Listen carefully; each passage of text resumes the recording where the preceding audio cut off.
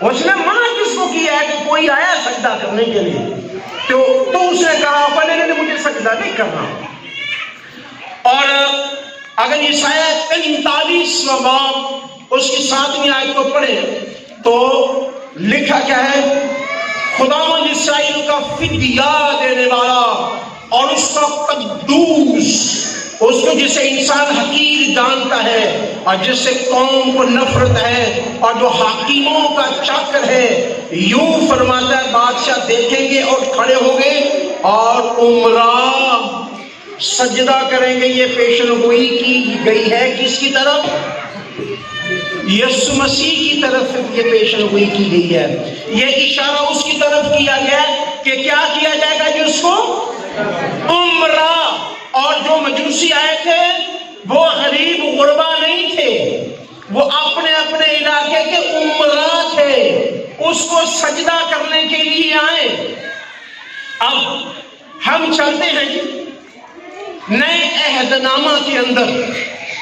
اگر آپ لوکا کی انجیل اس کا پہلا باب 39 آیت سے لے کر 44ویں آیت کریمہ کو پڑھیں تو ان کے اندر ہمیں واضح کیا ہوگا؟ انہی دنوں مریم اٹھی اور جلدی سے پہاڑی ملک میں یہودا کے ایک ہے کو گئی اور داخل ہو کر الشبا کو سلام کیا۔ آگے ذرا غور طلباء۔ اور جو ہی الشبا نے مریم کو کیا کیا جی؟ اس کا سلام سنا تو ایسا ہوا کہ بچہ اس کے رحم میں اٹھ پڑا اور الشبا روح اس سے بھر گئی۔ اگر آپ آگے پڑھتے جائیں تو پھر لکھا مجھ پر یہ فضل کہاں سے ہوا کہ میرے خداوند کی ماں میرے پاس آئی، کیونکہ دیکھ جو ہی تیرے سلام کی آواز میرے کان میں پہنچی، بچہ مارے خوشی کے میرے پیٹ میں میرے رحم میں اٹھ پڑا۔ اب علماء کرام، یہ جتنے بھی سنجیدہ علماء کرام ہیں میں ان کی بات کروں، وہ سارے اس بات پر اتفاق کرتے ہیں کہ یہ یا نبی، یوحنا نبی یا دی بیپٹسٹ جس کو کہا جاتا ہے، اس نے مسیح کو سجدہ کیا، کیونکہ مسیح کس کے پیٹ میں ہے جی؟ کس کے پیٹ میں؟ مقدسہ مریم کے پیٹ میں۔ اور الشبا کے پیٹ میں کون ہے؟ یہ پہلی ملاقات کہاں پر ہوئی اور اسے سجدہ کر دیا؟ اور کیا مسیح نے شخص کے بارے میں فرمایا جتنے عورتوں سے پیدا ہوتے ہیں یوحنا بپتسمہ دینے والے سے بڑا؟ اور اس نے کہا جب مسیح آئے تو اس نے کہا آقا مالک میں تو تیری کیا جی جوتیوں کے۔ اچھا یہ بات کسی اور کی طرف نہیں لے کر جانی، نہ بنتی ہے،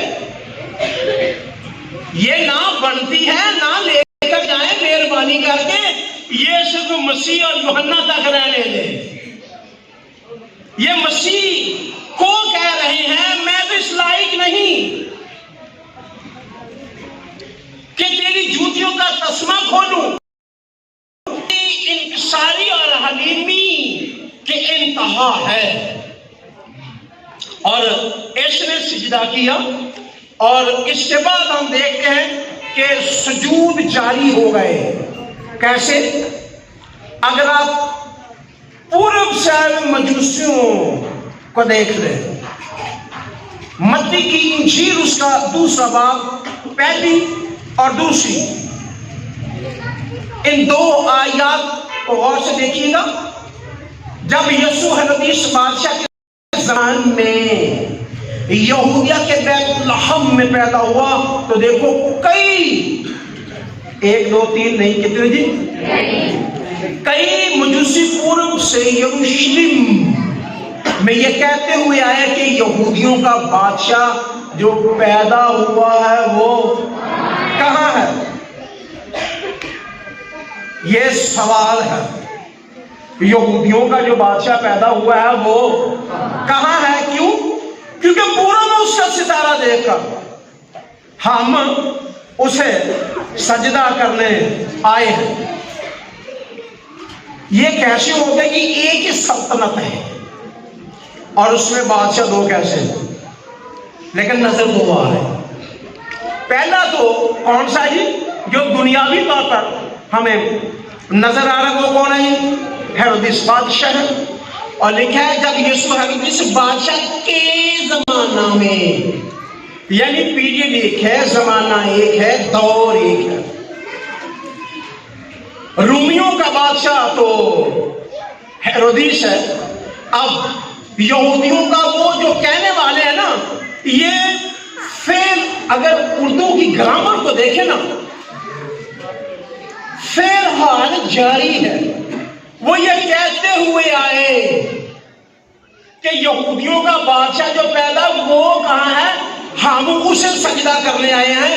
اب یہ بات حاکم کے سامنے، ایک بادشاہ کے سامنے کی جائے، وہ سٹنگ کنگ ہے، بادشاہ، اور اس کو یہ کہا جا رہا ہے کہ نہ ہم تجھے سجدہ کرنے، اس کا انکار کیا جا رہا ہے۔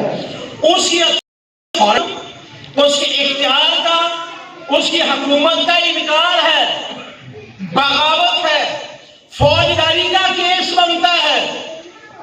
وہ کہہ رہے نہیں، جو یہودیوں کا بادشاہ پیدا ہوا ہے نا، ہم اسے سجدہ کرنے آئے ہیں، کیونکہ پورا میں اس کا ستارہ ہم نے دیکھا۔ ہمارے علم نجوم کے مطابق، اور یہ آنے والے ہیں، یہ علم فلکیات کے ماہر تھے، انہیں علم تھا، ان کی کتابیں، ان کا علم یہ بتاتا تھا ہم اسے سجدہ کرنے کے لیے۔